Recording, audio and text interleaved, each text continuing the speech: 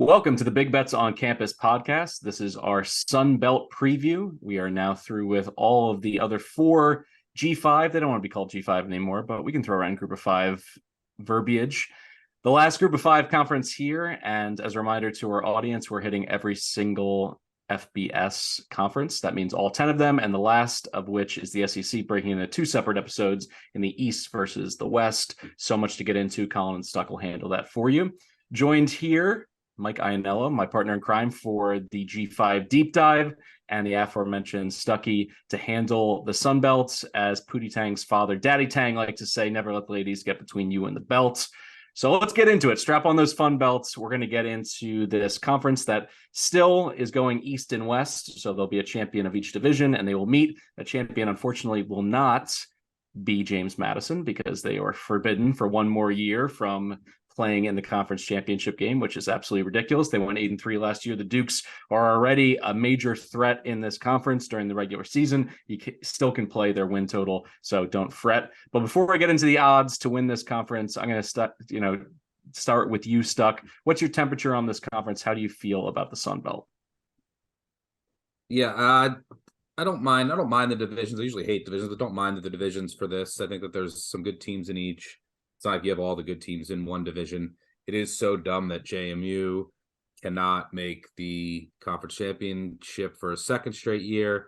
Keep in mind, though, that JMU last year, this was a bet that went well for me. I had them against Coastal Carolina in the finale, and they won by, I think, 40 in the game that was a laugher. Well, James Madison can't go to the conference championship again, but their last two games at home against App State, at Coastal Carolina. Those are basically their conference championships. That's how James Madison is going to treat those games, specifically at Coastal. And if, they can knock one of those teams down, and those are two teams that are going to be vying for a conference title. So just because James Madison can't get there doesn't mean that they won't have a say. And I feel like they will when it's all said and done in those two final games. Quick shout out to the Transfer Portal Digital Magazine for this little nugget. If there are not enough 6-win teams to fill out all the bowl spots, a second-year FCS transition team, which counts for James Madison with 6 or more wins, would receive precedence over a 5-win team if their APR score was good enough. Hopefully you all got that. But basically, if they play like they did last year and there's not enough teams and their team doesn't flunk out, they're going to go to a bowl game this year so they can kind of backdoor their way in. Iannello, what are your thoughts on Wait, Calabrese not only plugging another magazine, but also showing that he didn't listen to all of our off-season podcasts where Brett, Colin, and I talked about that on one. So, but I'm sure the Transfer Magazine will appreciate your plug. Go ahead, I know. love the dunk on there. Yeah, by the way, I think it's even dumber than the fact that James Madison can't play in the bowl game is the fact that, like, I didn't even realize this. I was doing the prep. Their stats from last year don't count. They're not like recognized by the NCAA. Like if you're looking at rankings of like, oh, where their defense ranked, it says not available because they didn't technically rank whatever actually would have been like second in rush defense or whatever. Why would their stats not count like that? It's so stupid. Yeah, this is an interesting. Does that mean conference. I get a refund on my season win total under on the Dukes or no? You should if they're not officially. It's like the vacated wins. They're in that in-between space from Interstellar with the other vacated wins from programs and Reggie Bush's Heisman Trophy. They're just hoping to scratch through and get back to reality. All Joe Paz wins. Yeah, all Joe Paz. I'm not sure it's in the Interstellar. Maybe not that direction. All right, statue. Let's hop into the odds to win the Sun Belt. You got a pair of teams co-favorites at the top. Troy 3-1, South Alabama 3-1, Coastal 11-2, Marshall plus 750, App State plus 850, Louisiana 10-1, Georgia Southern 20-1, and then the numbers start shooting up. Georgia State 35-1, Southern Miss 40-1, Arkansas State 60-1, Texas State 70-1, Old Dominion 80-1, and UL Monroe 200-1. So why don't we get started with the beast of the East, or at least in terms of their win total? Coastal Carolina coming off a 9-4 season, the last of Jamie Chadwell. They went 6-2 in conference play. Their win total sitting at 8. 3/5 of their offensive line starts are back, plus 1.5 in the net tarp. Here's a plug for the Action Network. That's Colin Wilson's transfer and returning production metrics, plus 4.5 on offense, -3 on D. 11 returning starters in total, both specialists. Really, this comes down to the victory lap for Grayson McCall. He's already one of the greatest G5 quarterbacks, a generational quarterback by G5 standards, incredibly accurate. Now he welcomes a new coach, Tim Beck, who did a very nice job with Devin Leary at NC State, but this is his first head coaching job at the college level. He was a successful high school coach in Texas. He's got a lot of toys to play with offensively. Beyond McCall, he's got Reese White and CJ Beasley at running back. Receiving core is now loaded now that Jerry Brown really flashed big playability, over 16 yards per reception, 7 total TDs last year. But my concern is pretty simple. The defense lost a lot, particularly on the edge. Josiah Stewart, I should say, off to Michigan. So the question is, where are they going to get pressure to help a secondary that gave up a lot of chunk plays, was pretty spotty against the pass last year? Does that mean there's going to be more shootouts, an opportunity for them to lose more games? Potentially. But then you look at who are the best quarterbacks they're facing this year.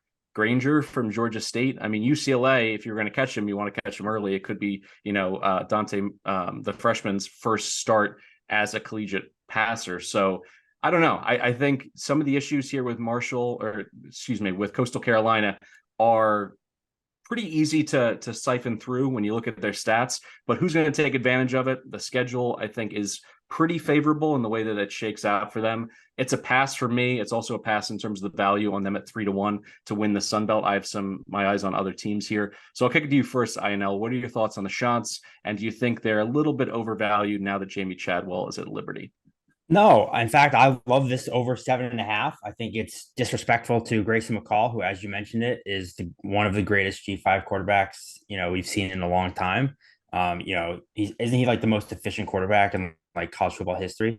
You mentioned they bring back their 3 best running backs, their 3 top receivers. Yes, Josiah Stewart's a massive loss, but I think this Coastal defense should be pretty good against the run. The pass is their issue, but like you said, they don't really play any good quarterbacks. And you mentioned the Chadwell thing, and this is kind of like that Brady versus Belichick debate, which again, Brady kind of won that one. And I think McCall's worth a hell of a lot more to a win total than Chadwell is.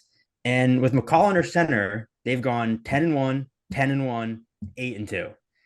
And so I think 7.5 is a very disrespectful win total just to Grayson McCall.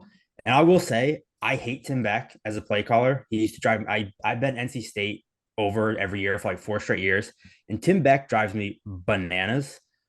But I actually think he fits this offense and this team well because he does dumb little dink and dunks, short game passing, run the ball, doesn't take risks, doesn't take big plays. And when you have the most efficient quarterback in college football history, that's kind of what Beck does well, is scheme up efficient plays. And when you have a defense, as you said, that might have some questions early on, they want to control the ball, dominate the time of possession. And I think that should help the defense. And just if McCall has the ball in his hands for the majority of the game, they're going to win a majority of their games. And as you mentioned it, the schedule is a great draw from the West. They draw Arkansas State and Texas State. That should be 2 wins. They get James Madison and Marshall both at home, which are probably their 2 hardest games. They should go 3-1 in the non-con. Our power ratings have them favored in 11 games. So every game but UCLA, which you mentioned, isn't, a 100% loss. They probably lose it. But yeah, I'm definitely taking over 7.5 here. And to me, McCall stays healthy, they should win 9 or 10 games, and they should be right back in the conference championship game. I saw you nodding along there, Stuckey, when it comes to Tim Beck. Is that too much of a bugaboo for you to go over on Coastal Carolina, or do you think that McCall kind of takes the steering wheel away from Beck and says, this is my offense, let me run it? I mean, it is going to be a new scheme on both sides of the ball. I mean, the D, Stewart's a big loss. We'll see. They could get into the backfield. That's about all they could do. But I'm not sure how much worse the D can actually get. But you got new coordinators, new head coach. I'm not a Beck guy. I love McCall. I mean, he's worth like 10 to 12 points to the spread. The schedule, you guys were saying like, it's not bad. It's a fucking joke. Like they get Texas State and Arkansas State from the West, as you said. But I mean, just go down the line. It's a very easy schedule. They host JMU. They host Marshall. I will say though, that JMU game at the end of the season, that'll be JMU's Super Bowl once again. Basically, that's their conference championship, and that could end up keeping Coastal out. I don't mind your take on like, hey, I'm going to back McCall. And look, yeah, that ball control offense that might work with Beck, even with a scheme change. I mean, they played Army once, and they'll play Army again here this year. They played Army and actually had more time of possession against Army, which like never happens ever in a game that they won against Army. Yeah, one thing. Look, I'm not betting them one way or the other. Trusting McCall isn't a bad option. They went 5-0 in one possession games last year. You would say, hey, there's some regression, but if McCall's going to have the ball in his hands at the end of the game in this conference, they're going to win more times than not in these close games.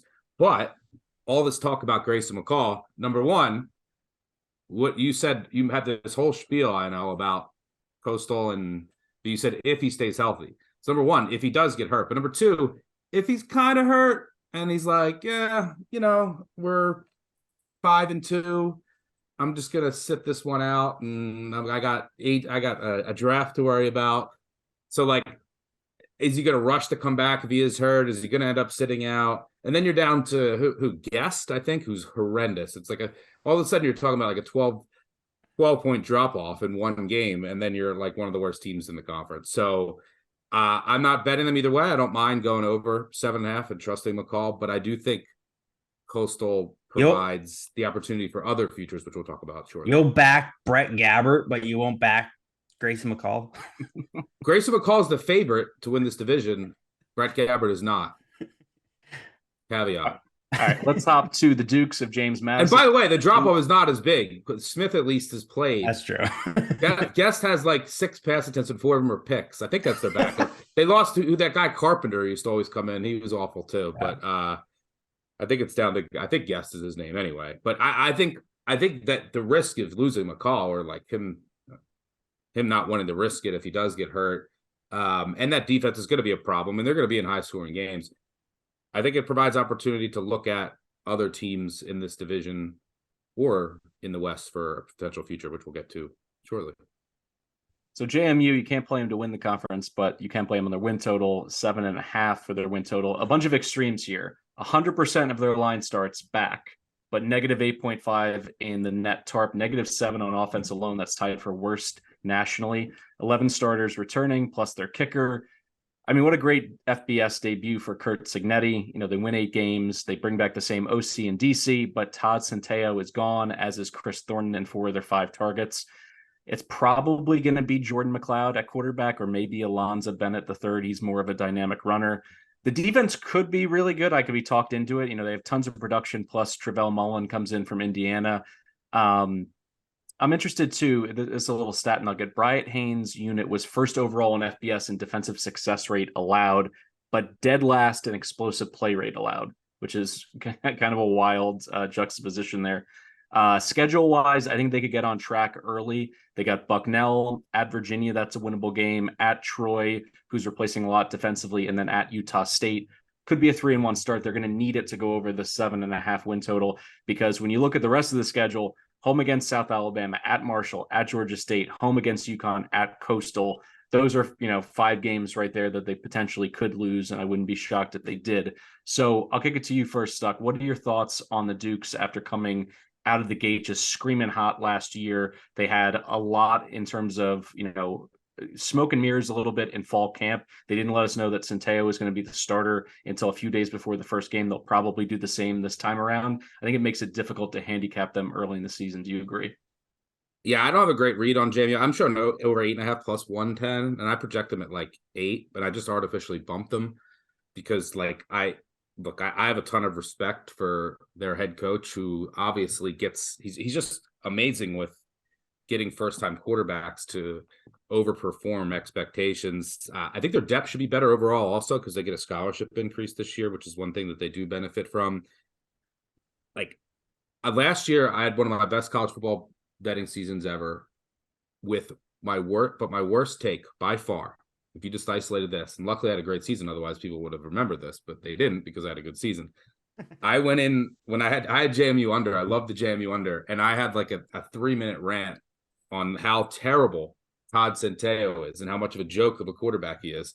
He was the Sun Belt Offensive Player of the Year. So that aged like spoiled milk. So yeah, I just have a ton of respect for this program. And yeah, I mean, I'm at around 8. They do have a tough schedule. I mean, they have the 2 toughest from the West in Troy and South Alabama. You mentioned that early season stretch. Like, yeah, they'll beat Bucknell to start the year, but like at Virginia, Virginia's way down, but it's an ACC team. Then they're at Troy. Then you're going out west at Utah State. Like these are games they could win, but that's 3 straight road games. Then you got to come back east to face South Alabama, one of the best teams in the league, before a bye week. So that's a tough stretch.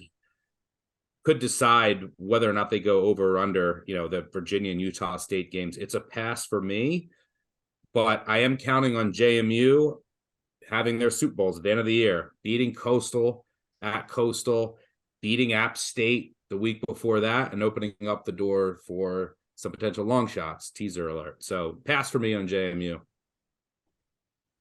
I hate to do this, but I like this under.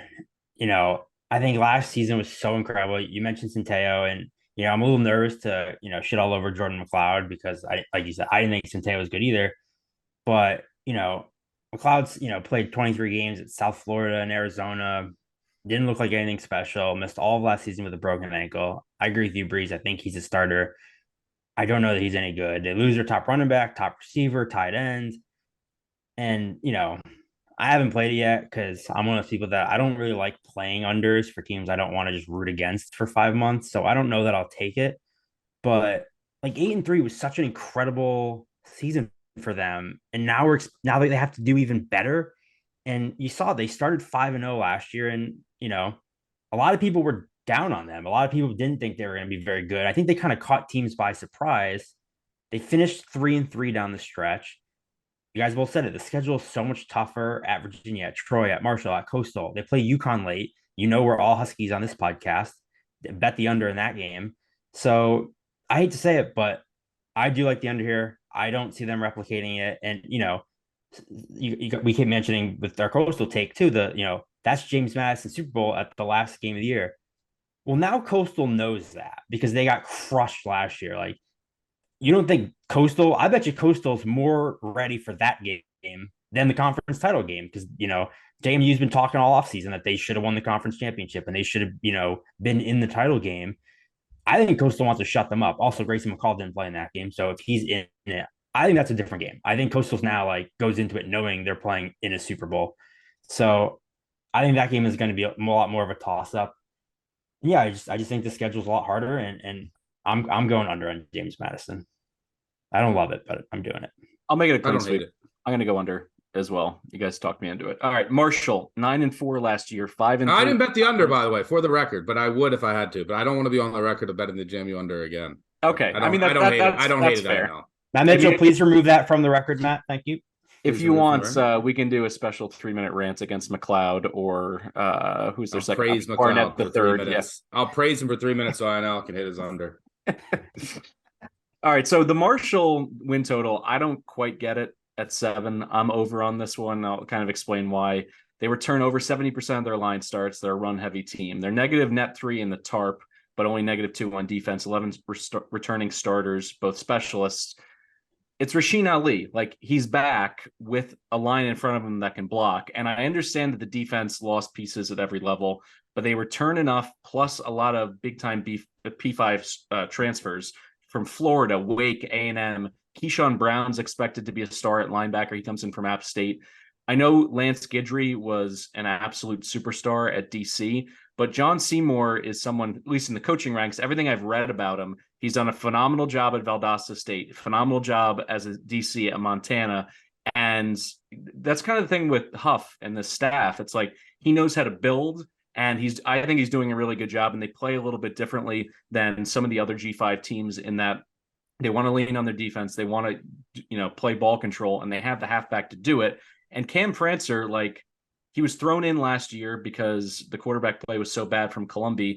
I think he can get a little bit better and certainly be a solid Sun Belt Conference quarterback this year. The receiving core is experienced. I know they lose Grammage, but they need the Kentucky transfer, DeMarcus Harris, to be special. He's a 3-star kid. If they get a little bit better in the passing game. I'm not asking for a ton here. If he can throw 18 touchdowns and keep it to single-digit interceptions, I like the schedule the way it shakes out. You look early, Albany, that's a win. ECU is rebuilding. I know it's, in green and, on the road. So you have to go ahead and give them credit there. But Vatek, I think, is vulnerable. And then you catch ODU early in September. It could be a 4-0 start if it all goes right.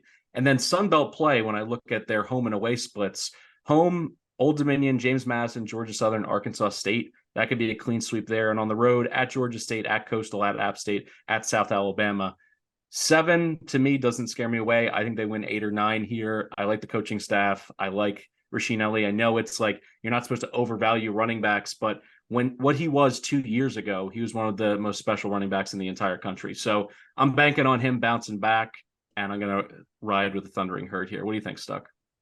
First of all, you're talking about an uptick in the quarterback's play. You got to get his name right. Would you say Francer? I think Cam Fancher. And the only reason I say that is I'm trying to get a jab in because I just got roasted for 2 full days on Twitter because for the Big Ten podcast, I called JJ McCarthy, the quarterback for Iowa, for the entire podcast. I thought you were going to go with Cade McNamara, the quarterback for Michigan, had them swap, which I still do in my head, their names. I thought you were going to go with Phil Michigan. Soldier Kovic. Yeah. That was the other one. Colin says Tyler Shuck wrong every time he says show. It's Shuck. Yeah, like I mean, listen, this is fall camp for us too. We're working out the kinks here. Like, I will be happy to nail this kid's name, the rest of the way. If he plays well, if he doesn't turn the ball over. The thing is, once you get called out, then you're not wrong about it. But Cam Fancher. But look, I look at their schedule. I love their head coach. I'm a big fan, but I do think their defense is going to take a step back. They also are a regression candidate. I mean, in the turnover department, 1-score games. And look, Fancher needs to show it to me as far as throwing the ball. Not the most efficient passer. I mean, I know he won 5 in a row to end the year, but that was mainly on the defense, which I don't think can be as good. And yes, Ali comes back for injury, but Laybourne was amazing last year. So how much more of an uptick do you get? I project, I'm seeing over 7.5 plus 125, or you can get over 7 as well. But I'm projecting like a little over 7. It's a team I want to back during the year. Lots of coin flips. I mean, look, at ECU, Vatek at home, at NC State, like they could sweep them. They could get swept, which will go a long way. And then they do have a brutal road league slate, like at Georgia State, at Coastal, at App State, and at South Alabama. That's as hard as it gets in the Sun Belt for your road games. I will say, though, in general, Sun Belt home field advantage is the lowest of any conference over the past 20 years by a significant margin, even more than the MAC. But yeah, team that, and look, you have all those road games late, and you have an early bye week, like, so depth could come into question. You're playing all those road games, and there's just too many coin flips on this, and I'm close to the number, so it's a pass for me. But it's a team I'll probably look to back if I can see some improvement from your boy Cam Fancher as far as throwing the ball, because he just needs to take that next step. And he does, then this offense certainly becomes dangerous with Ali back and an offensive line that looks pretty solid outside of questions at right tackle. Yeah, I'm on this over too. Breeze, I love Charles Huff. Here comes Iowa overs over on every team. I just took it under the last team we talked about. Who'd you take it under with? James Madison. Oh, I wiped that from my brain. Sorry. You're right. I just take the overs with the Penn State assistant coaches, although teaser for later. I might not do that this whole time. Ali's back. Yeah, Lamborghini Laybourne was awesome, but that's just because I think this team's just good at running the ball. And, Ali led the country with touchdowns in 2021, played just 3 games last year. You mentioned Cam Fancher, and like you said, 7 games he started at the end of the year, 6-1, won the final 5 games, had multiple touchdowns in the final 4. So we kind of saw that improvement as the year went on. You mentioned the receivers, Montgomery and Keaton are both back, 4 of the 5 offensive linemen. I still think the defense is going to be very good. I just think that's kind of what this Marshall team does. They are good at defense. They were 6th in the country in scoring D last year. Dominant against the run. They bring back Owen Porter and Micah Abraham, who are both first-team All-Sun Belt linebackers. Eli Neal's back. So I'm still high on this defense. The schedule's tough, but this team also went to Notre Dame and won last year. So, I think they beat Albany and ECU. Home against Virginia Tech, you saw Brent Pry lose to another former Penn State assistant last year. So if Old Dominion can beat Virginia Tech, Marshall certainly can. NC State, if Brennan Armstrong looks like he did last year, they're certainly beatable. So to me, I'm like, you win one of those two games at Coastal, at App State, out at South Alabama. If you can pick off one of those, one of the ACC games, you mentioned the home slate: Old Dominion, James Madison, Georgia Southern, Arkansas State, throwing at Georgia State. You go 4-1 in that stretch. Boom, that's 8 wins. So, and they beat all those teams last year. So I lean over 7.5. I just think Charles Huff is a fantastic coach. So I'm going to back him. I'm going to back Rasheen Ali. I'm riding with the herd. I mean, both of you kind of hit on it in terms of the road slate. But the reason why I like it is that we're going to get into this with the very next team. I'm just not afraid of App State anymore in terms of how they finished last year. They kind of lost their heart down the stretch, and they have so many new pieces. Like, let's just hop into it right now. The Mountaineers 6-6, 3-5 on the year. Their win total is at 6.5. It was their first non-winning season since joining the FBS. So they're -10 in the net TARP, -7 in offense, which is tied for worst in the country. Only 8 returning starters in their kicker. But let's just talk about last year, like full autopsy. Like, what happened to App State? They give up 61 to UNC and lose. They only score 17 against A&M. They get that huge upset. That's what people remember from the early part of the season. They get the Hail Mary winner against Troy, but then they get a 4-point loss to JMU. Like, I don't know. I look at what they were trying to get to offensively. They never got there. They lost 3 of their last 4. Their offense is just totally gutted. QB, wide receiver, they're turning to a first-year OC in Frank Ponce with a JUCO quarterback, Joey Aguilar, or redshirt freshman Ryan Berger. Like, I don't know necessarily if either of those guys are going to get it done. Defense was really good last year outside of the 63-point game against North Carolina and the 51-point game to Georgia Southern, which bookended the season. They ended up finishing 36 in total defense, but it's a brand new secondary. They really need Tyreek Funderburk to be a leader right away. Transfers in from Richmond's. I don't necessarily know if he's the right Band-Aid. And then when I look at the schedule, so often we talk about quote-unquote winnable games. I see a lot of losable games on the schedule. So at UNC, at Wyoming, home against Coastal, home against Southern Miss, home against Marshall, at Georgia State, at James Madison. I'm going to go under on the Nears here. I think this is their true rebuild season. And I think a lot of teams that I'm bullish on, the swing game is going in to Boone and winning, which has been a tough place to win all the way back to their 1AA days. But I just don't see it for App State here. I'll start with you, Ianella. What are your thoughts on App State? Yeah, I agree with you. And that's part of my thinking of the Marshall over is I think they beat App State. And, I think they'll continue to run the ball well like they have. Nate Noel's back. Offensive line should be great again. You mentioned it's like I don't trust this quarterback at all. The defense returns just 3 starters. You could argue App State played the 2 best games of the year last year with with that North Carolina game and the Troy game. I think them beating Texas A&M says a lot more about Texas A&M than it does App State. So yeah, I don't know. It's hard because they've been so dominant for so long. It's hard to just outright fade them, and they don't play any of the top dogs in the West.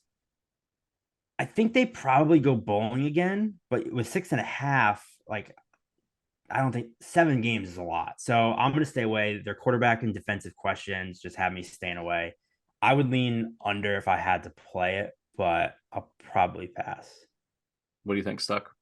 Yeah, I lean under, but passing here. But I think if they open up an opportunity to take other chances in this conference and division. Eventually, I'll get to some of the teams that I bet that I'm hinting at, but this is not one of them. Yeah, they lost, and you said their offensive line, but they did lose 2 stud tackles. Last year, all 6 of their losses were by 1 possession, in fairness, and they went 2-6 in 1 possession games, although they did benefit from decent turnover luck. So they were close in most of their games, but yeah, I'm not buying their quarterback situation, and they lose their 2 best defenders. Their special teams also look fairly shaky, which hasn't always been the case there, and that's one of the reasons why you lose close games.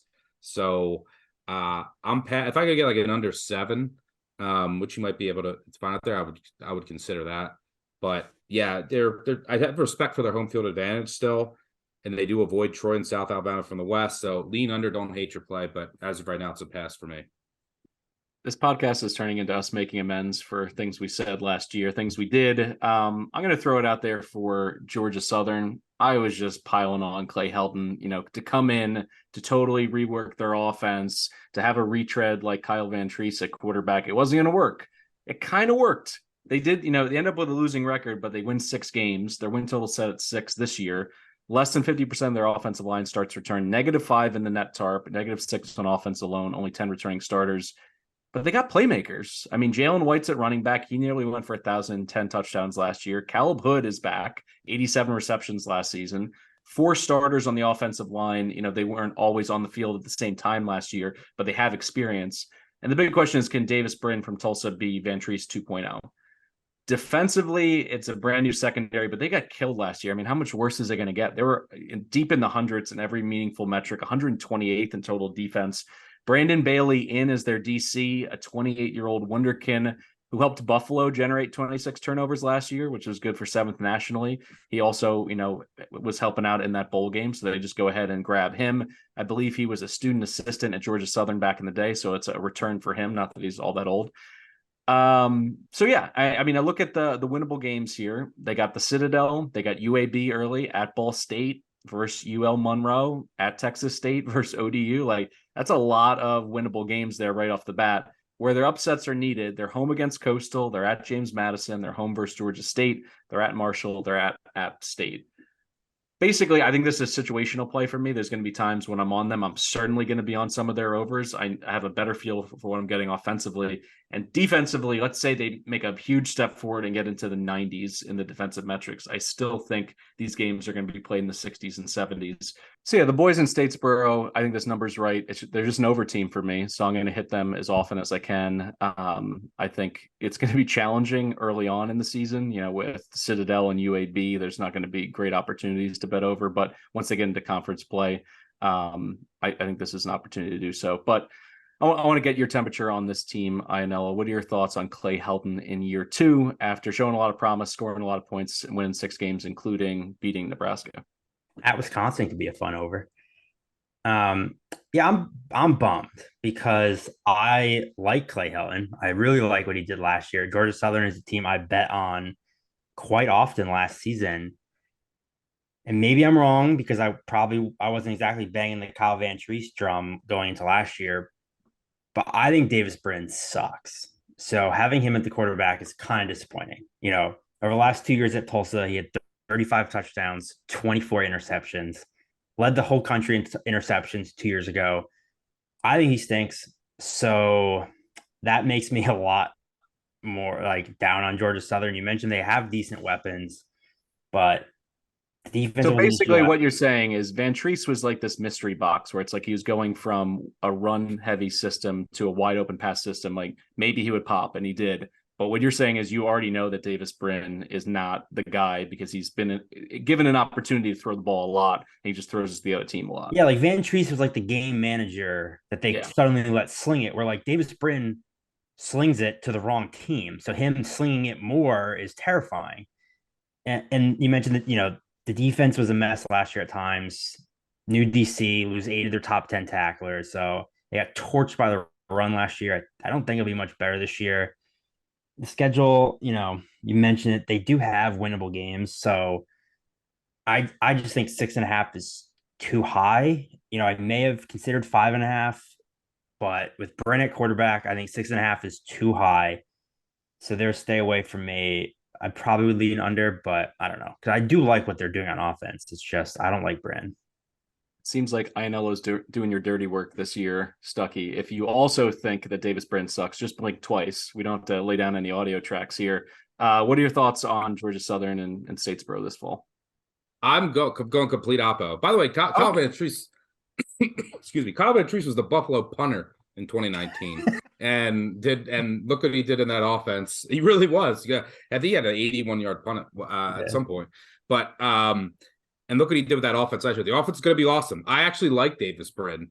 Yes, he needs to cut down on the turnover-worthy throws at times, but I think he could thrive in this offense. He has a much more talented arm and upside than Van Treese did. The offense is going to rock. The defense sucked last year. It loses, 8 of the top 10 tacklers. But I But love who the cares? defensive. It was already bad. Yeah. Can't get worse. I like some of the transfers they brought in. I love the coordinator hire. And in a conference like this, and all they need to do, they're going to be in shootouts here. And look, I'm counting. We just talked about not afraid of App State anymore. And by the way, they go to App State in the finale. And then I need JMU to play that spoiler role against Coastal at the end. And if Marshall can't find a quarterback to complete, if Fincher's not the guy, 20-1. I don't love the over, but I love the upside of this defense just improving a little bit. And I trust this offense. They're going to be in shootouts. They're talent wise, they're going to be in. They're not going to be completely overmatched by any team. And they get the 2 worst teams from the West. They do host Coastal. So yeah, give me Georgia Southern 20-1, baby. I like that. To say one nice thing and continue our burial from the Conference USA or the AAC pod. It's hard to keep track. I hope they hang 50 on UAB week 2. That'll be certainly a play on Georgia Southern. Right, and I have Georgia Southern gear because I love backing them, and I get the hashtag GATA, which people always see me, and people from Georgia Southern will always tweet that and say it, and it's get after their asses. I think Matt Mitchell actually has a shirt that actually just says that, get after their asses, our producer. He sent me one as well, so I'm happy to wear it, early in the season with these overs. 20-1, baby. Yeah, Georgia Southern. Not the case with Georgia State, who I think we're going to talk about next. Yeah, let's say in the Peach State, the Panthers 4-8 last year, 3-5 in conference. Their win total is set at 5.5. Less than 40% of their line starts return, negative 3.5 in the TARP. Almost all their losses on defense, 9 returning starters in total. I mean, you can look at this a lot of different ways. They lost their last 3 games of the year, but by a total of 10 points to finish 4-8. They bring in a new DC after that, if they basically imploded on that side of the ball, but only returned 4 starters there. Granger's back, which is nice. I mean, the coaching staff basically has been singing his praises because they feel like he's holding it all together. They got a pair of starting receivers back. The schedule, though, is challenging, in my opinion, because it's a soft start. They get Rhode Island and Charlotte, so they're going to get some wins early in the first 3 weeks. But this stretch, they got at Coastal, home against Troy versus Marshall. And then late season, they got James Madison at home, App State, and at LSU. I don't know. I think I'm going under. This is a team I really wanted to see break through last year, and they didn't get it done. And as I said, it's sometimes an eye of the beholder thing where it's like, are you right on the cusp while you're losing these games, or are you losing these close games because of coaching and just you don't have what it takes to push over the top? So this will be an under for me here. Somebody's got to lose games in the East, and I think it's the Panthers. What do you think, Stuckey? No, I wanted to bet the over here. I could see them getting the bowl eligibility. They went 1-5 in 1 possession games last year. They were so close. Granger kind of it's going to be a rush first offense again with Carroll back and Adams. And they're going to be able to run the ball, especially with Granger and his dual threat ability. But I do have questions about the secondary, interior offensive line as well. So there's some questions on this roster. I wanted to bet them over regression. They got that same, Granger back, this rush first offense, but I just couldn't with the schedule. It's really tough. They draw Troy and Louisiana out of the West, which is unlucky. And yeah, they really got to start 3-0 for you. And then, you got Connecticut, which isn't an automatic win. And then you're at Charlotte, which isn't, it could be Trappy, and who knows what Biff has up his sleeve and how many quarterbacks he's going to use. But I wanted to go over on them. Numbers couldn't quite get there. Schedule definitely makes it a pass for me. Yeah, I like Darren Granger. He made us a lot of money a couple years ago, but they lose Tucker Gregg and Jamie S. Williams, Thrash. I'm with you guys. The secondary, I think, Antavius Lane and Quavion White, losing them in the secondary is massive. The run D already wasn't great, and now that their secondary takes a big hit, that's concerning. I'm with you, Stuck. I went into it thinking they lost to UNC by 6, Charlotte by 1, ULM by 3, James Madison 2, Marshall 5. This team, last year's team was a lot better than a 4-win team. But when you trade ULM and Southern Miss for Troy and Louisiana, and then, even if they start 3-0, they probably lose 7 of their next 8 games. Even if they win the toss-up against Georgia Southern on the road, and Old Dominion after a trip to Baton Rouge, that's still only 5 wins. If they start 3-0 and win their coin flips, it still only gets them 5. So I have a really hard time getting to this win total as well. So I'm with Breeze on the under here. All right, maybe this one can be a more emphatic under. Old Dominion 3-9 last Under. year. There will be 2-6 nothing emphatic from in the me. Sun I'll say Belt. that much. They're sitting at a win total of 4. 43% of their line starts return, negative 8.5 in the net tarp, negative 7 on offense. That's tied for worst nationally. 8 returning starters, both specialists.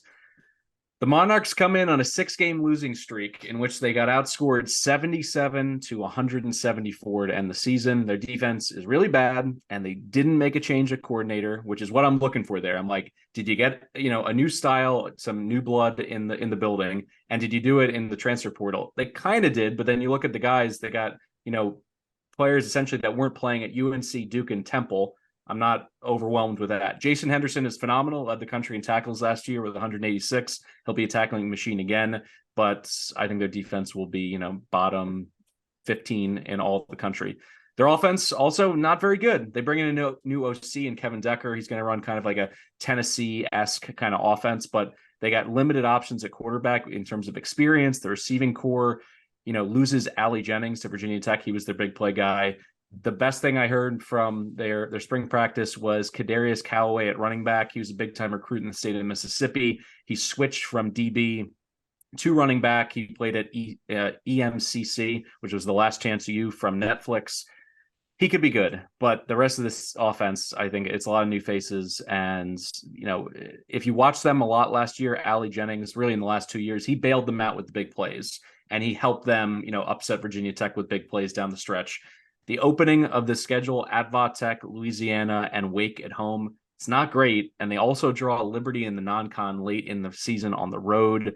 They only have one absolute gimme, Texas A&M, Corpus Christi, or maybe it's Commerce. I'll have to double check that. Either way, that's their only win of the season. They could lose that game. They could lose that game. This team is terrible. This team's terrible. Absolutely terrible. It's under. I talked about the hate I got for the quarterback switch in the Big Ten. You should have saw the hate I got and the texts and DMs I got after putting Penn State to win the national title in the app. Are you drinking, mixing a water? Is everything okay? Are you kidnapped? So we get to kind of take an under and shit on a former Penn State coach here. Sorry to jump the gun here, I know. But yeah, this team is terrible. Third OC in 3 years. Decker's going to come in, as you said, for Fordham. He's going to run a 4-wide up-tempo shotgun offense. Maybe it can work in the future, but they need talent. They don't have any talent on this team. Like this, as from a talent perspective, this team is on par with Kent State. Like this team is bad. I mean, we didn't even mention the tight end that they lost to the NFL, who bailed them out as well. They lose they do have a really good linebacker, led the country in tackles last year, but they lose their defensive line anchor. I was spending way too much time on this team already. So third OC in 3 years. The major questions at quarterback, pass catching. Like, I don't know how they're going to implement this offense. I have them 11.5 point underdogs or more in 10 games. So under 3.5 for me all the way. They draw Louisiana and Southern Miss from the West. It's a brutal schedule overall. And yeah, I mean, at Va Tech, you don't think Va Tech's waiting for that game? Like Louisiana, Wake, where are the wins? App State at home, Coastal at home. You guys were just talking about how much you love Coastal. Georgia State at home in the finale. I mean, how are they getting the 4 wins? They're going to have to pull off a couple upsets, and I don't see it. Maybe the offense really peaks and spikes. We've seen that before with these, coordinators who come in, change the scheme, and it looks different, and teams aren't used to it. I just don't see the talent here. Under 3.5 ODU. Look, I've never hid my bias. I bet for fun. I want to have fun, and there's nothing that's fun about rooting against Ricky Ronnie, who has brought me a lot of joy at Penn State. So I'm never going to bet an under on Ricky Ronnie because I'm very biased. But this team is going to be favored in one game and one game only.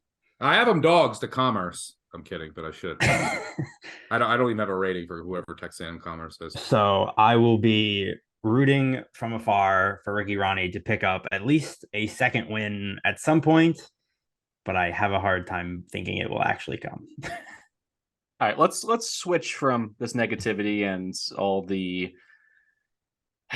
stomach acid churning around for you, having to turn your back on Ricky Ronnie or not doing so. Let's look at the West, because right off the bat, this is my pick to win the conference. I'm all about South Alabama. They are one of the few teams in the entire country that return their head coach, DC, OC, and quarterback. Their win total is set at 8. They won 10 games last year. 95.4% of their offensive line starts return, plus 8 Sunbelt best in the net tarp, plus 4.5 on offense alone, 16 returning starters and both specialists, loaded with experience everywhere. Carter Bradley slowly but surely became a very good quarterback in this conference. Webb is a star at running back. The buzz out of the spring is they really like their receiving core. They have a lot of options. Will someone emerge into that Jalen Wayne position? We'll see. He's with the Buffalo Bills now as an undrafted free agent. Their run defense was absolutely elite last year, and they bring 5 of their 6 starters in the front in their 3-3-5 back. This was a defense that, they hung their hat on. They called it the swarm defense last year. I believe in Kane Womack. I believe in Corey Batoon's system. I think they're going to get it done here. They were very close to breaking through last year. As I mentioned, they win 10 games. They go 7-1 in conference play. They got some new faces in the secondary, but they still have Yam Banks and Marquise Robinson at corner. Banks moves, between safety and nickelback.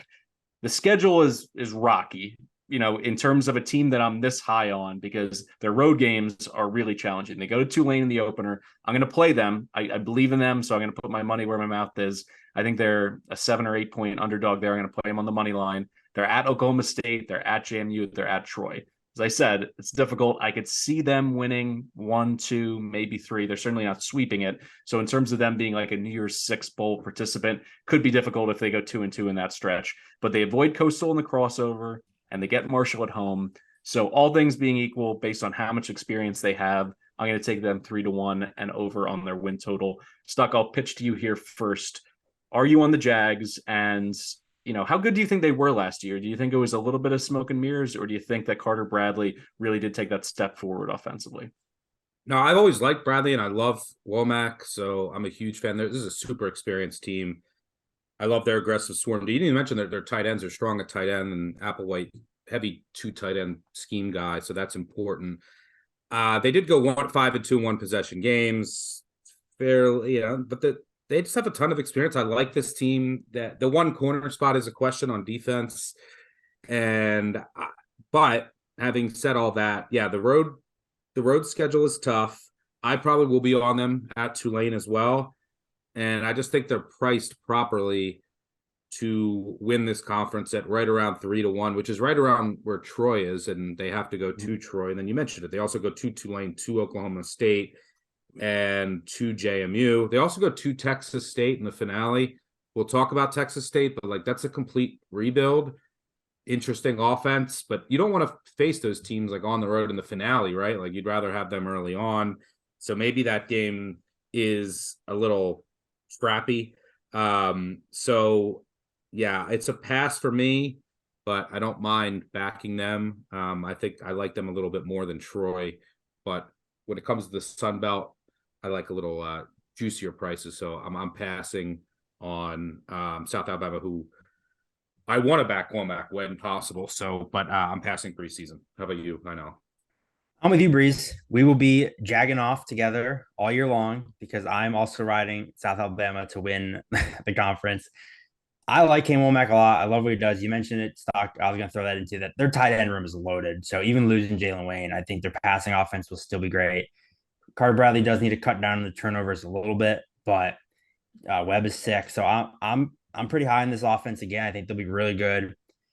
Defense too. I mean, first of all, you saw, look what Indiana's become since Womack left. Their defense is horrific. So this defense was great against top 26 success rate against the run and the pass. Good at everything. You mentioned it. They bring back their entire front 7. They're in the secondary. Breeze, you said they have 2 new faces. Well, one of them was an all-conference player 2 years ago, and then he just missed last year because he was hurt. So it's really just one new guy, and essentially on their entire team. One of their linebackers moving from inside to outside, so he's basically just another starter. He played starters minutes. He just didn't technically start. So they really have one new starter on defense. The schedule's a little tough, but last year it was kind of that it was Troy versus South Alabama on a crash course to win this division last year. And me and Breeze were both on Troy, and we rooted for them all year. And we bet them in that game, and we willed them to a conference title. Now we're just going to flip teams, and we're going to do the same exact thing in South Alabama. They get their revenge on Troy this year. South Alabama to win the conference. I'm with Calabrese on this one.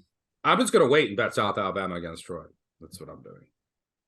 I think it's interesting that Troy has the same number here to win the conference, essentially, 3-1. I get it. They won 12 games last year. They played really well in the bowl game, shutting down a prolific offense. But they only have 40% of their offensive line starts back. They lose a lot of big names on defense. Carlton Marshall, they lose their DC Shield Wood. 6 starters in total back there on a defense that was 8th in scoring D. But I don't know, just offensively, I was never enamored with them. It was always a question of could they win in spite of their offense? And John Summerall, I think he'll get it together on defense. But Gunnar Watson, I've seen him play a lot. I know what he is. 14 TDs, 12 picks last year. That's essentially what he is. He's a guy who can do some good things and also turn the ball over in big moments. They couldn't run the ball at all. They were 106th in rushing. Tez Johnson, one of their best wide receivers, transfers to Oregon. And then the schedule, I think it's payback time in a lot of spots. They're at K-State, James Madison, Western Kentucky, at Georgia State, all in September. That's a tricky start. No Coastal, no App State, no Marshall. That's why they're 3-1 to win, this conference. It's like they were huge beneficiaries there, missing those 3 teams in the crossover, and they draw South Alabama at home. So it's kind of difficult because I don't want to play them solely because of the schedule and my issues with Gunnar Watson, but am I missing this stuck? Like, should I be a little bit higher on the Trojans here, to repeat as Western champions? I mean, yeah, I think the schedule broke their way.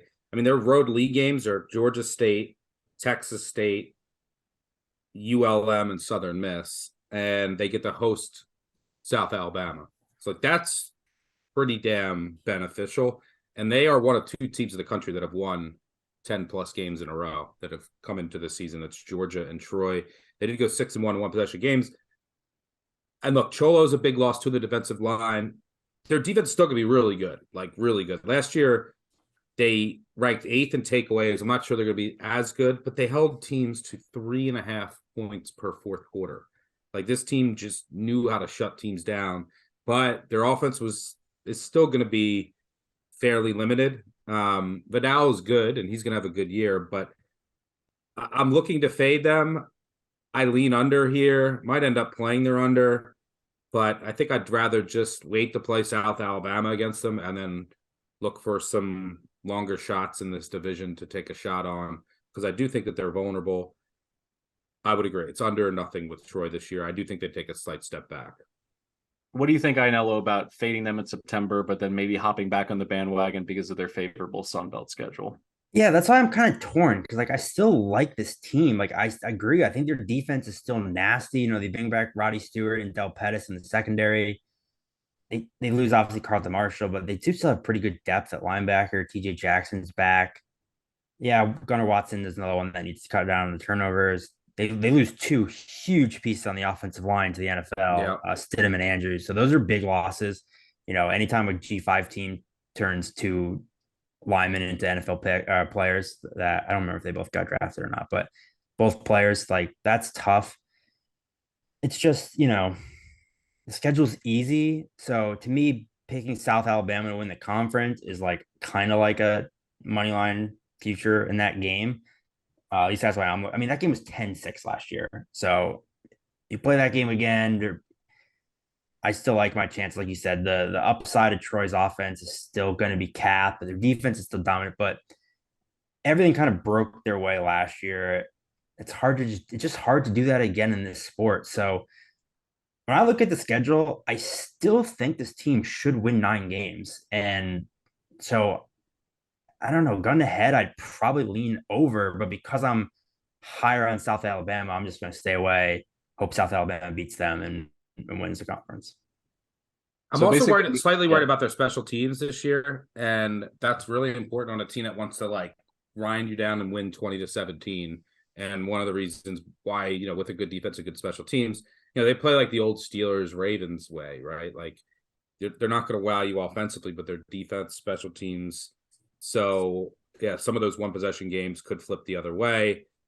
So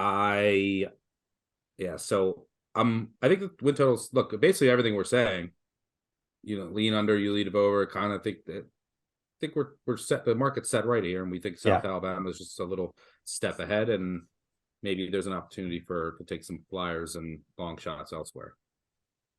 So I spoke in the East about how I thought that App State was due to finally take a step back. The next team up here in the West, I feel similarly about, and it's Louisiana. They went 6-7 last year, 4-4 in conference, win total at 6.5. I kind of view this as like the Wile E. Coyote Roadrunner situation where like Coyote runs off the cliff, but he hasn't realized it yet. That was last year without Billy Napier, and now is the swift descent, in my opinion. I'm down on the team. I think the Napier Magic's gone. I think the overall roster talent is gone. What he was able to put together during that impressive 3.5 year run with the Raging Cajuns, I just don't see it anymore. It was the defense that kept them afloat last year. They returned just 2 starters on that side of the ball. Their net tarp is -1, 8 returning starters in total, plus their kicker. Then offensively, Chandler Fields does not impress me whatsoever. I think he may get replaced. We'll see, if he's the man throughout the entire season. But he also loses Michael Jefferson at wide receiver. He graduated. And the schedule, I think it's going to be fool's gold. Because early on, they get Northwestern State, ODU on the road, UAB on the road, Buffalo. That could be the most fraudulent 4-0 team in the country. And I'm praying for it, because then they get slapped with a trip to Minnesota, at South Alabama, at Troy, in about a month's time. That's a humbling way to rubber band back to reality for the Raging Cajuns. So I'm down on them, and like I said, strangely, I'm going to be rooting for them to beat Northwestern State by 45 points and drop 50 on Dilfer. That's our war cry this entire season. But then I'm just going to be fading the crap out of them come October. Ainella, what do you think? Yeah, that's the problem. Is I'm with you. First of all, they're gonna. It looks like they are they going to do this stupid 2 quarterback thing again with. I think they are. And Yes, Fields, because it seems like they're gonna. They were both hurt in the spring, so they couldn't even really compete for their job. They both kind of stank. But you mentioned it. Like I'm 100% with you. I think the gap, they fell back off their dominant run last year. I think the gap only widens with Troy and South Alabama to them. But this schedule is a joke. So they're going to start 4-0. They lose to Minnesota. Texas State, Georgia State. They could be 6-1, assuming they lose to South Alabama and Troy. At Arkansas State, who I'm not high on. Okay, Southern Miss, maybe ULM. Like, they could go 9-3 and be like horrible. So that kind of sucks. That's why I'm like kind of unhappy with the schedule, because I'm with you where I'll probably be fading them, and so like I'll probably play Southern Miss. I'll probably play maybe Texas State, maybe, but like they could go 9-3, and I don't think they're good at all. So I just have a hard time playing a win total here, because I'm never going to bet them, because I just don't really feel like it. The schedule is a clown show. What do you think, Stucky? I'm doing it, and it's scary because, like you said, we were like, they start with Northwestern State at home. At ODU, we just trashed. At UAB, who we just trashed for an hour on the last podcast. Buffalo, who we trashed on the MAC podcast. I mean, like that's most likely 4-0. Then you're at Minnesota, you're 4-1. Then you get Texas State at home, Georgia State at home, Southern Miss at home. So I was going to bet. I was torn between the Southern Miss over, which we'll get to, and and I might still bet that too, and the Louisiana under, and they might be correlated to that one game where I need Southern Miss to beat Louisiana on the road. But I showed too much value not to take it, and I think this team has taken a big step back talent-wise, coaching-wise. They come back to the pack. I'm going, look, regardless of their non-con, and they get ODU and Georgia State in their non-division East games. Regardless, I'm going under. They do at least have to go to Troy and South Alabama. I don't think that they're a player for the conference title, and that might, allow for opportunities elsewhere. But I'm going under. But it's scary because their schedule is an absolute joke. Yeah. How do you feel? How do you feel about your swing game being Buffalo? Because I think you need Buffalo to beat them and the fact that Southern Miss is in late November. So who the hell is Southern Miss's quarterback by that point? Frank Gore Jr. running the Wildcats. Exactly. You got to look up who's the 4th string, because that's probably who you're getting in that game. Well, funny. I have Buffalo under. I have UAB under. I have Old Dominion under, and I have Louisiana under. This team's gonna go. This team's gonna be 9-3 and power rated like 94. This team's gonna end up, if they end up losing at Old Dominion or something, and then still going over and then ruining Old Dominion. That's what's gonna happen. I hate this team, but I'm going under. All right, let's bring it back to a little positivity. Here's a team I like, Southern Miss. They won 7 games last year, 4-4 in Sun Belt. Their win total is sitting at 5, which I'm a little confused. I get it. Their quarterbacks are always hurt and they got issues there, but they return almost 3/4 of their line starts, +1 in the net tarp, 12 returning starters in total. And guess what? Frank Gore Jr., just like his daddy, he will not go away. He's just going to play at his level for 40 years, still eligible, has a great offensive line in front of him. They added Clark in the portal to pair up with him in that backfield. I like what he was doing in the spring. Everything they said was he was popping big runs. So to me, I know their identity. And their defense last year could really stop the run. They called themselves the Nasty Bunch. They earned it. Nasty Bunch. They bring back their defensive line intact. Now, I understand that Austin Armstrong, their DC, got poached by Billy Napier at Florida, but they bring in Dan O'Brien in at DC. And when I did a deep dive on him, it was really interesting in terms of like where he did his apprenticeships. He was basically a scout for Bill Belichick. Then he was under Nick Saban and Kirby Smart as a grad assistant. Then a DB coach at Navy when Navy was having some of their best pass defenses in school history. I think he's viewed as a soon-to-be great coordinator. So I think it's a great hire for a team like Southern Miss to keep it going defensively. The question is, I mean, I know it hit on it in the last team preview here. Can they get quarterback play? Billy Wiles from Clemson, Holman Edwards from the JUCO ranks. Either way, they're definitely not being done any favors because Jason Brownlee is now a New York Jet and apparently looks like he's going to make the team. So that was really their big option on the perimeter. Schedule wise, like I'll just lay it out. You guys let me know what you think. The away schedule in conference: Arkansas State, South Alabama, App State, Louisiana. Their home games: Texas State, ODU, Louisiana, Monroe, and Troy. So if they can go 3-1 in their home games, I think there's a chance for them to go over. I'm going to go over on this team. I like them.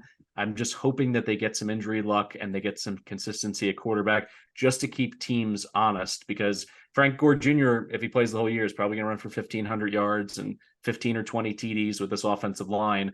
And I like what they have bringing back on defense. So I don't know. I think the market's a little low on them. We'll start with you, Stuckey. What do you think of the Eagles here? Yeah, I love Will Hall ball.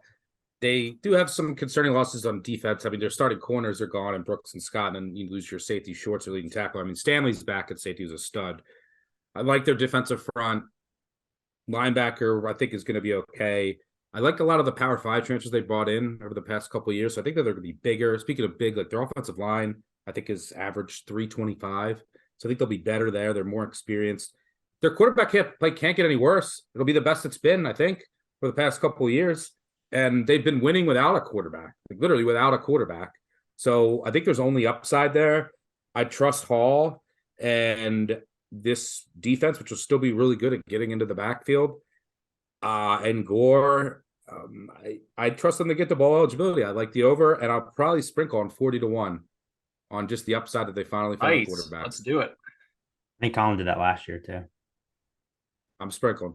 Yeah, I don't know. Maybe you guys are going to convince me to do it. I just had a pass for written down, but the Southern Miss, Frank Gore's. Cross it off, right? 40-1, and then we'll move on to the next team. All right. I think this win total comes down to probably either, App State or Louisiana, both on the road, which I don't love, but we've got to talk about. We're both down on these teams. And I'm with you guys. I love what Will Hall's doing. Yeah, the secondary losses is a concern, but this defense has been so good at creating havoc that it kind of helps out the secondary, at least get their feet wet. If you can get pressure on the quarterback a little bit more, force the D-line's all backed. I love them. Hopefully, I think Billy Wiles probably wins the job. If they can just get I don't even need good quarterback play. I just need a quarterback to play 11 games. That's all I even care about. Frank Gore had 1,400 yards, 4th on team receiving. He threw 4 touchdowns. He does everything for them. So I'll probably play the win total just because you guys convinced me to do it. But if not, there's certainly a team I'll bet on to cover the spread basically anytime they're an underdog. All right, we got 3 teams left here in the stretch run. 2, I think, are the dregs. 2, I think, are pure garbage. 1 has upside. Let's start with the garbage. Arkansas State. This is in the running for first coach to be fired of the season. 3-9 last year, 1-7 in conference. Their win total set at 4.5. I don't know why, but we'll get into it. Just over 50% of their line starts return, -3 in the net tarp. Almost all of those losses on offense. 8 returning starters in total, both specialists. Butch Jones. Butch, don't kill my vibe. This guy has got to go. This offense stinks. They went in, they got JT Strout from Colorado. Trout. Yeah, he was not good. No proven skill position players, a patchwork offensive line. They finished 117th in total offense last year, and that was with Blackman, who was a competent quarterback. Their defense gave for 31 points per game. They only welcomed back 5 starters and actually none up front. And the early season, because of all those losses on the defensive line, they're going to get gashed by Oklahoma, Memphis, Southern Miss. We just talked about it. They're going to run through them. For sure, losses are just packed on this schedule. At Oklahoma, home against Memphis, home against Southern Miss, at Troy, home against Coastal, at South Alabama, at Marshall. They're toss-ups. Like, we'll give them the Seawolves. They're going to beat Stony Brook. At UMass, UMass is probably going to win one game this year. This could be it. Home against Louisiana, that's probably a loss. At Monroe, who knows? Home against Texas State. I see 2 or 3, wins max here, and they move on from Jones. I'm not going to try to sugarcoat it. This team is trash.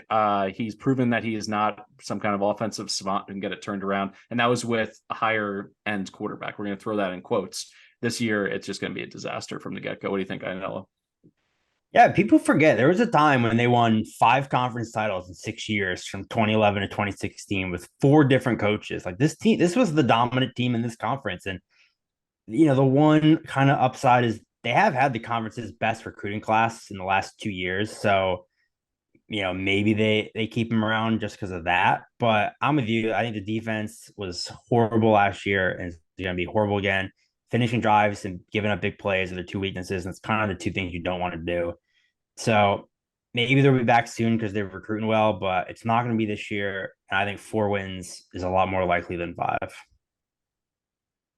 Yeah, they got a bunch of coin flips that'll probably decide this. So I'm right on market. A lot of transfers that are going to hit or miss. They have more size, and you're right. They have the top recruiting class in the conference over the past 2 years, which you have to give Jones credit for at least. But rebuild here, hard to really project. They're going to be bad, but you mentioned some of the easy teams that they play. Like, somebody's going to be coin flips at the decide it. I'm close to market. I will give I haven't mentioned special teams much this podcast, or at least for me. They have a really, really, really good kicker. So shout out to Dominic Zvada, or I probably pronounced his name wrong, Zvada or Zvada. I think he was a true freshman last year, and he was awesome and was a Lou Groza Award semifinalist. So maybe he swings a couple of those easy games, but pass for me.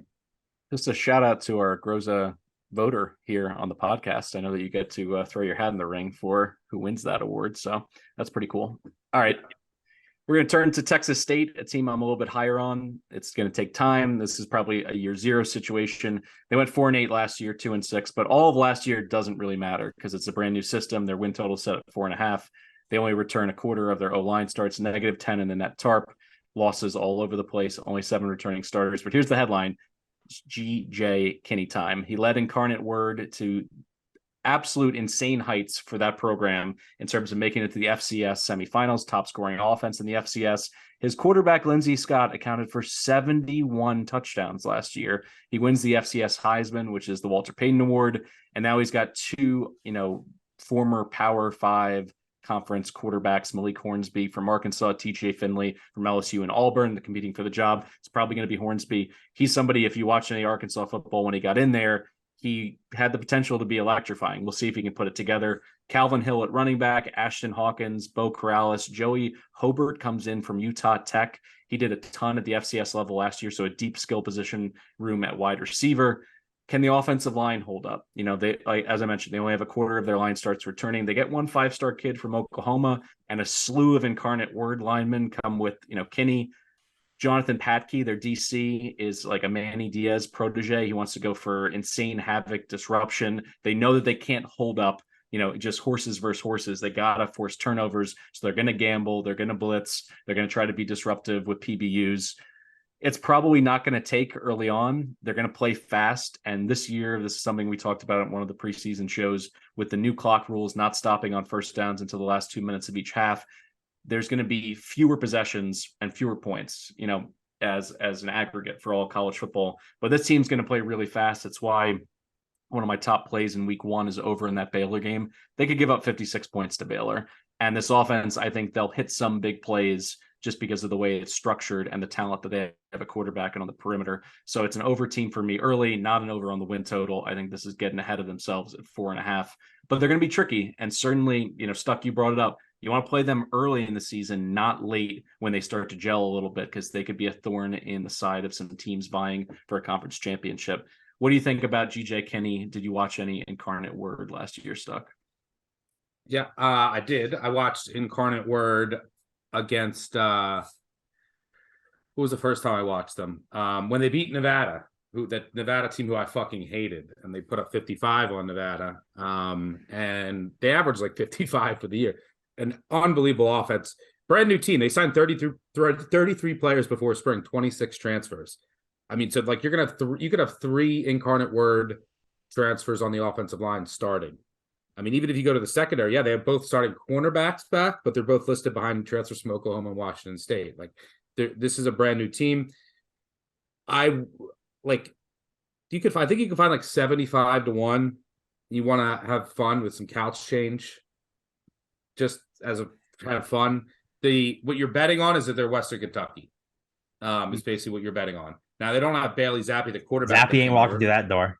But it's just like, can the offense hit, and then you just start getting into shootouts and you get a bump from this scheme change. I don't see it, but if you want to have some fun, like no, a lot of people listen to this are recreational bettors and you just want to throw $20 on Texas State 75 to 1 and have some fun throughout the season.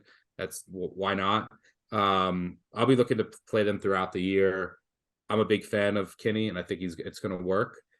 But if there's a huge bump, like maybe they'll get a Western Kentucky type bump. The problem is there's some really good defenses in this conference, and I don't see how they're going to be able to stop anybody.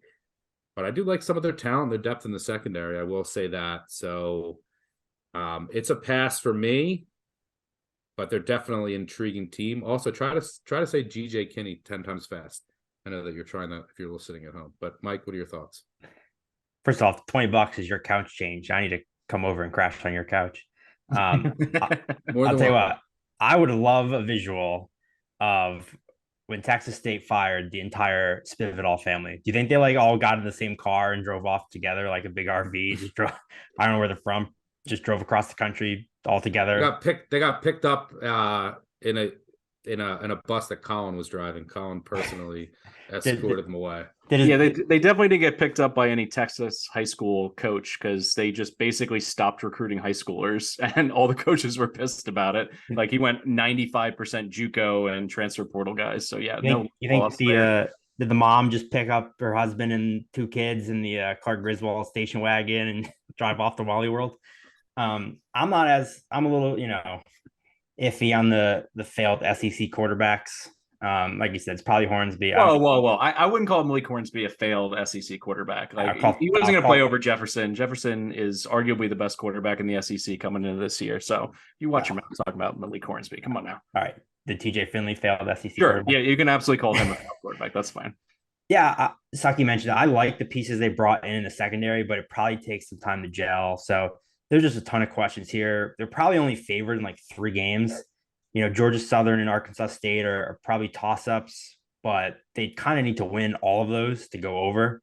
So there's just too many questions. So I'll stay away. I played the Baylor one just because you've been so confident in it. So I did play that Baylor Texas State over with you. So I'll ride that one with you, but I'm staying away.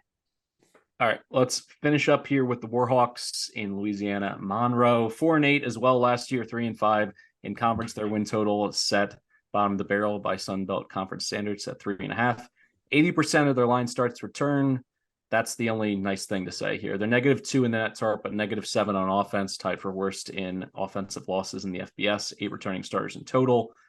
I think this is, funeral time for Terry Bowden. He's done his best to keep this program afloat, but he just refuses to move past Matt Kubik. The offense was in the hundreds in every stat last year. This was begging for some kind of flashy FCS Division II hire. Bring somebody in to fix this. And he didn't. The defense could be okay against the pass, but you can run right through them. And by the way, here comes Army, Texas A&M, and App State in September. All 3 of those teams want to run. They got winnables versus. Does Army? I think Army. They're going to probably throw 3 times as much as they did last year, which may be up to 20 passes. But we'll see. I mean, I like the Nebraska Kearney hire. I think that guy will run a ton. It'll look a little bit different. Winnables against Lamar, winnables against Texas State, Arkansas State, at Louisiana. They have to sweep those to go over. I don't see it. I think this is like a 2-10, 3-9 kind of team. So I think the number's just about right at 3.5. But if I had to go anywhere, I'd go under. Somebody's got to lose games in this conference and in this division. So I think they're going to be the culprit here with, essentially a quarterback that's not wowing me. And like I said, their offenses by and large on offense just leave too much to be desired. And I know what I'm getting with this OC. So I'm going to go fade the Warhawks here. ULM is not a team for me. What do you think, Ianello? Yeah, Stucky mentioned it on the Mac podcast, and I'm in a similar boat where like I hate playing unders on these bottom of the barrel G5 teams because a lot of the middle of the pack, isn't good enough to win all the games they're favored in. So like upsets do happen, but they lost their entire team to the transfer portal. So and you look at their roster, the schedule. Where are 4 wins coming from? You mentioned all right, we'll give them Lamar. They could beat Army. True, and playing Army week 1 is the time to get them. But Yes. so coin flip games, Texas State, Arkansas State, Army, they have to win all of them. So that's kind of they basically have to win every game where the touchdown's within a spread, or the spread is within a touchdown to hit 4 wins. And I just don't really see it with this team. So I don't know that I'll play it just because, again, I hate playing these low unders, but I have a hard time seeing 4 wins here. Some of these teams in the Sun Belt also have no quarterback depth. So like if a quarterback goes down, then all of a sudden it's like, that you can pick up an easy win. We also talked about how we don't like App State. I mean, they host App State after a bye in their conference home opener. Like they could steal that game. They've won 4 games each of the past 2 years. There's a big mess here. A lot of bad signs. I don't like the quarterback situation. I actually loved Rodgers. Yeah, Rodgers, I think, is a great fit at UNT. I think he was one of the big steals in the portal at the G5 level, so that's a big loss for them. You lose your best tackle, your leading rusher, your number 3 rusher transferred. I mean, it's just a brand new team, but they've won 4 each of the past 2 years. They'll probably pull an upset. It'll probably come down to like, can they beat Army? Honestly, and what do we like? It's going to be hard to project that game, so it's a hard pass for me. Yeah, I guess we're basically this is it for the Sun Belt. This is the dregs. This is the bottom of the barrel. I kind of agree with the assessment where it's like, if there are some quarterback injuries, if there's some luck, they get to 4 wins. That's why it's a pass for me. But let's get into our favorite plays here on the win total, on your picks to win the conference. I like South Alabama at 3-1. I like what Stucky said in terms of Southern Miss at 40-1. I think it balances it out a little bit for me. Throw some couch change on that. And I like over on the Marshall wins. I think that they're going to establish their will through the running game and be a little bit better than they were last year, a little bit luckier. So I'm going to go with Huff, probably one of my favorite coaches in the conference. So those are my 3-pack of picks. Ianello, what do you have? Yeah, I'm with you on the South Alabama Sun Belt future. And then my favorite win total is the Coastal Carolina over 7.5. But I will also be on the herd with you as well. I'm going to say there's a lot of questions that I have compared to most on the top teams in this conference. We all agree that like the Louisiana, App State, if the Coastal defense is still going to be a problem, and if McCall goes down, they're down there with the dregs. Marshall still has a quarterback question. JMU can play spoiler, so I'm taking shots here. Georgia Southern future, throw some couch change on Southern Miss. Favorite plays: Louisiana under, holding my nose. And of course we're going ODU under. If you want an over, Southern Miss. All right, that's it for the Big Bets on Campus Sun Belt preview. If you're listening to this, the SEC preview is just around the corner. So that's going to be broken out into the East and West divisions. Colin and Stuck handling that for you. And then in the coming weeks, we're going to look at the Heisman Trophy market right before the season starts. And before you know it, we're into week 0. So we're going to be giving you every single play in the week 0 slate, all 7 of those games, and some look ahead lines for week 1 of college football. It's August. We made it. We're here. Talking season is just about done, and real football is just about back. ESPN just released their theme song. I think it's who's the guy with the tattoos on his face? Somebody help me out here. Post Malone. Post Malone. Post Malone is doing the ESPN song this year. It makes me miss the Imagine Dragons days, but maybe I'm getting a Either little him or bit. Mike Tyson. Yeah, it's him or Mike Tyson. That's true.